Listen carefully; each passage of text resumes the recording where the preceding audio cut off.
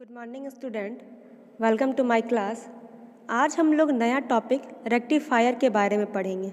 जैसा कि हम लोग जानते हैं कि करंट दो तरह का होता है, अल्टरनेटिंग करंट और डायरेक्ट करंट। अल्टरनेटिंग करंट जिसको हम लोग एसी करंट कहते हैं और डायरेक्ट करंट जिसको हम लोग डीसी करंट कहते हैं।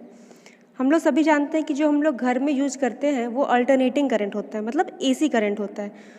तो जितना भी हम लोग का घर का बिजली का लोड है, जो भी है सारा सामान जो हम लोग बिजली से यूज करते हैं, वो सब एसी करंट पे यूज होता है, अल्टरनेटिंग करंट पे चलते हैं। लेकिन हम लोग जैसे हम लोग के घर में इन्वर्टर रखते हैं कि लाइट नहीं है तो हम लोग इन्वर्टर का यूज करते हैं, तो इन्वर्टर डीसी वोल्टेज पे काम करता है। इन्वर्टर एसी पे काम नहीं करता है, डीसी पे काम करता है। तो जब लाइट नहीं रहेगा और हम लोग को इन्वर्टर का यूज़ करना होगा और हम लोग को इन्वर्टर के थ्रू सारा लोड है, जो बिजली का पंखा, मशीन, जो भी हम लोग को यूज करना है, उसको हम लोग को चलाना है, तो इन्वर्टर तो हम लोग को डीसी देता है, लेकिन हम लोग को मशीन जो है सब अल्टरनेटिंग पे यूज होता है। तो हम लोग को अल्टरनेटिंग को जो डीसी पे चेंज करना होगा, क्योंकि मशीन सारा अल्टरनेटिंग यूज करता है, उसका फंक्शन जो भी है वो अल्टरनेटिंग यूज करने के लिए, लेकिन इन्वर्टर हम लोग को डीसी देता है। तो हम लोग को जब एसी यूज करना है और डीसी मिलता है, तो जब एसी को डीसी में चेंज करेंगे तो उसके लिए हम लोग रेक्टिफायर का यूज करते हैं और इसके लिए ट्रांसफार्मर और रेक्टिफायर का यूज करते हैं। तो रेक्टिफायर क्या है देखते हैं। रेक्टिफायर एक ऐसी इलेक्ट्रॉनिक युक्ति है जिसका प्रयोग एसी से डीसी में परिवर्तन हेतु किया जाता है। एसी से डीसी में परिवर्तन की क्रिया रेक्टिफिकेशन कहलाती है। कह रहा है क्या, रेक्टिफायर क्या है? एक इलेक्ट्रॉनिक डिवाइस है। इलेक्ट्रॉनिक डिवाइस है जो कि एसी से डीसी में जब कन्वर्सन करते हैं हम लोग, कि मशीन जो भी हम लोग पास जितना भी इक्विपमेंट है सब हम लोग एसी में यूज करते हैं, लेकिन हम लोग इन्वर्टर देता है डीसी, तो हम लोग को यूज करना है एसी, अब मिल रहा है डीसी। तो जब हम लोग एसी से डीसी में कन्वर्सन करेंगे तो हम लोग को वहाँ पे रेक्टिफायर का यूज होता है, और एसी से जो डीसी में परिवर्तन करते हैं, जो वो प्रोसेस होता है वो रेक्टिफिकेशन कहलाता है। और रेक्टिफायर क्या होता है? डायोड का बना होता है। रेक्टिफायर बेसिकली डायोड का बना होता है।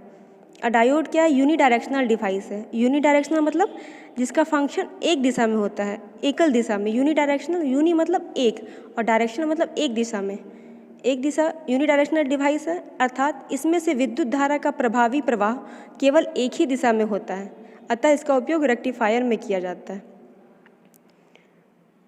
आगे देखते हैं हम लोग रेक्टिफायर में कैसे हम लोग चेंज करते हैं, रेक्टिफिकेशन का प्रोसेस क्या है, रेक्टिफायर में क्या क्या करते हैं जो हम लोग एसी से फिर डीसी कन्वर्सन हो जाता है। रेक्टिफायर में एक स्टेप डाउन ट्रांसफार्मर लगा रहता है। रेक्टिफायर का मेन कंपोनेंट है स्टेप डाउन ट्रांसफार्मर, जो एसी वोल्टेज को स्टेप डाउन करता है। स्टेप डाउन ट्रांसफार्मर का काम ही है वोल्टेज को कम करना, वोल्टेज को कम करना। अगर हमारे पास ज़्यादा वोल्टेज है और वहाँ पे स्टेप डाउन ट्रांसफार्मर हम लोग यूज करेंगे तो वो वोल्टेज को कम कर देगा। तो वोल्टेज को स्टेप डाउन करता है, फिर उसके बाद उसको रेक्टिफायर में भेजता है। फिर रेक्टिफायर बेसिकली डायोड का बना होता है, उसे डीसी में परिवर्तित करता है।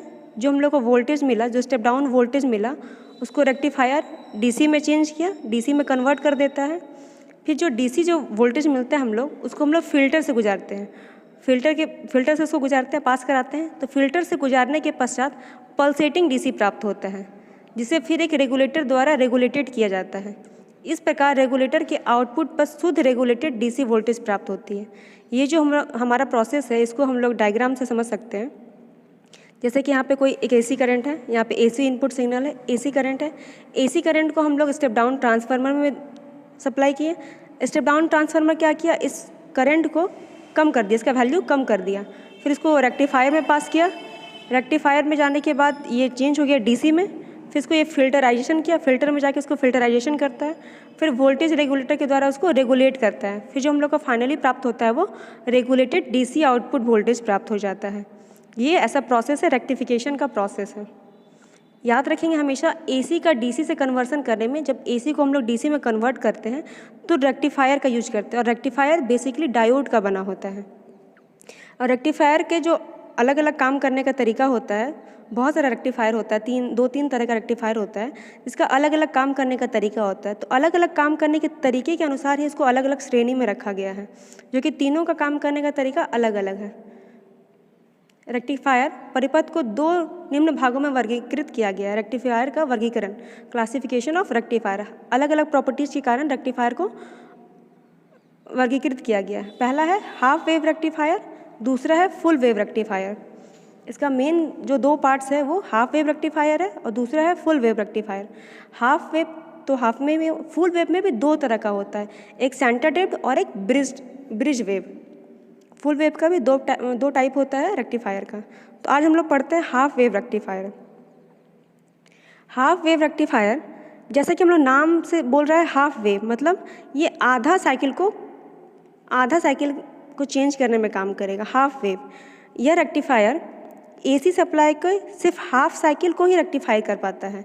हाफ वेव नाम से पता चल रहा है, हाफ वेव मतलब आधा वेव को ही रेक्टिफाई कर पाएगा। रेक्टिफायर मतलब रेक्टिफाई करना, सुधारना। रेक्टिफाई मतलब सुधारना किसी चीज़ को सुधारना। तो हाफ वेव है तो आधा वेव को ही रेक्टिफाई कर पाएगा। रेक्टिफायर में एक डायोड लगा होता है, रेक्टिफायर में डायोड यूज करते हैं हम लोग, और एक स्टेप डाउन ट्रांसफार्मर होता है। स्टेप डाउन ट्रांसफार्मर होता है जिसको डायोड के साथ जोड़ देते हैं। ट्रांसफार्मर को हम लोग डायोड के साथ जोड़ देते हैं। डायोड का प्रयोग किया जाता है, इनपुट एसी वोल्टेज आरोपित होने पर डायोड का एनोड धनात्मक हो जाता है तो परिपथ में से विद्युत धारा प्रवाहित होती है। जब एनोड धनात्मक रहेगा तभी करंट पास हो पाएगा, लेकिन जब एनोड ऋणात्मक हो जाएगा तो परिपथ में विद्युत धारा प्रवाहित नहीं होगी, परिपथ में करंट पास नहीं हो पाएगा। जब हम लोग यहाँ पे देख सकते हैं, फिगर में देख सकते हैं कि यहाँ पे एसी सप्लाई दी है, यहाँ पे एसी सप्लाई दी है और यहाँ पे एक डायोड लगा हुआ है, एक क्रिस्टल डायोड लगा हुआ है और यहाँ पे लोड है। जब एसी सप्लाई को हम लोग मेन सप्लाई को हम लोग ट्रांसफार्मर में देते हैं, मेन सप्लाई को जब हम लोग ट्रांसफार्मर में देते हैं तो वहाँ पे transformer step down transformer use करते हैं हम लोग, तो वो वोल्टेज को कम कर देता है, फिर वो डायोड को भेज देता है। एक्चुअली क्या करता है, ट्रांसफार्मर है जो रेक्टिफायर के लिए वोल्टेज को कम करता है। रेक्टिफायर बहुत ज़्यादा वोल्टेज देंगे तो रेक्टिफायर ख़राब हो जाएगा, इसीलिए रेक्टिफायर को हम लोग सेफली यूज करने के लिए ट्रांसफार्मर का यूज करते हैं। ट्रांसफार्मर उसका वोल्टेज को कम कर देता है, ट्रांसफार्मर उसका वोल्टेज को कम कर देगा। इस प्रकार प्रत्येक एसी चक्र का ऋण अंश, जो ऋणात्मक पार्ट है, वो विलुप्त हो जाएगा, वो रेक्टिफाई हो जाएगा और आउटपुट में केवल धनात्मक अर्धचक्र ही उपस्थित होते हैं। यह डीसी आउटपुट घटते बढ़ते स्वभाव वाला पल्सेटिंग होता है। पल्सेटिंग डीसी बोलते हैं, मतलब पल्सेटिंग डायरेक्ट करंट बोलते हैं, मतलब जिसका स्वभाव घटना बढ़ना होता है, जो कि कांस्टेंट नहीं होता, घटते बढ़ते रहता है। आउटपुट में फिल्टर परिपथ का प्रयोग करके पल्सेटिंग को डीसी में परिवर्तित करते हैं। जब हम लोग को पल्सेटिंग करंट मिलता है तो उसको हम लोग फिल्टर का यूज करके उसको फिर पल्सेटिंग डीसी हम लोग प्राप्त करते हैं वोल्टेज रेगुलेटर के द्वारा। जैसे कि जानते हैं कि हम लोग कोई साधारण सा बैटरी चार्जर है, जैसे कि जो हम लोग नॉर्मली यूज करते हैं बैटरी चार्जर, तो उसमें क्या होता है, रेक्टिफायर में एक डायोड लगा होता है। एक डायोड होगा जो कि ये जैसे ट्रांसफार्मर है, तो ट्रांसफार्मर क्या करेंगे, सेकेंडरी वाइंडिंग के ऊपर सीरीज में जुड़ा रहेगा। ये जो ट्रांसफार्मर है, ट्रांसफार्मर के साथ डायोड कैसे सीरीज में जुड़ा हुआ है। यहाँ पे एक ट्रांसफार्मर है, यहाँ सप्लाई दी है, ट्रांसफार्मर सप्लाई दी, मेन सप्लाई दी है, और ये डायोड के साथ सीरीज में जुड़ा हुआ है। जब ये डायोड रिवर्स बाइस हो जाएगा तो करंट को रोक देगा, रिवर्स बाइस हो जाएगा तो रोक देगा। तब ये क्या, आधा साइकिल को रोक दिया तो आधा साइकिल जो पास हुआ वो रेक्टिफाई कर दिया, आधा साइकिल को पास होने दिया मतलब आधा साइकिल को रेक्टिफाई कर दिया, इसलिए इसका नाम पड़ता है हाफ वेव रेक्टिफायर। जब रेक्टिफायर पर ट्रांसफार्मर द्वारा वोल्टेज देते हैं हम लोग, जब रेक्टिफायर पे जो हम लोग ट्रांसफार्मर के द्वारा वोल्टेज दिए, पहले वोल्टेज को हम लोग ट्रांसफार्मर में देते हैं, फिर ट्रांसफार्मर उसको स्टेप डाउन करता है, फिर उसको हम लोग रेक्टिफायर में देते हैं। तो जब पॉजिटिव और नेगेटिव दोनों साइकिल होता है, पॉजिटिव नेगेटिव दोनों साइकिल होगा, लेकिन रेक्टिफायर जब पॉजिटिव हाफ साइकिल को ही आगे जाने देगा और नेगेटिव हाफ साइकिल को रोक लेगा, तो रेक्टिफायर डायोड हाफ साइकिल पर फॉरवर्ड बाइस हो जाएगा।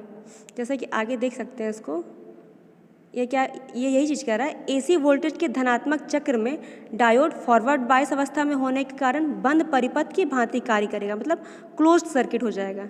यहाँ पे ये जो है ये ट्रांसफार्मर है, यहाँ पे एसी दिए, यहाँ डायोड लगा हुआ है, एसी सप्लाई दिए ट्रांसफार्मर में, यहाँ डायोड से सीरीज में कनेक्टेड है और यहाँ पे लोड लगा हुआ है, फिर हम लोग को पल्सेटिंग डीसी मिलता है।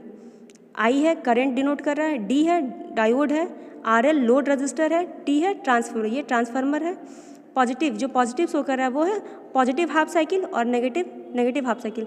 ये जो लाइन है, जो हॉरिजॉन्टल लाइन है, इसके ऊपर का जो भी वेव है ये पॉजिटिव हाफ साइकिल है और ये वाला जो वेव है वो नेगेटिव हाफ साइकिल है।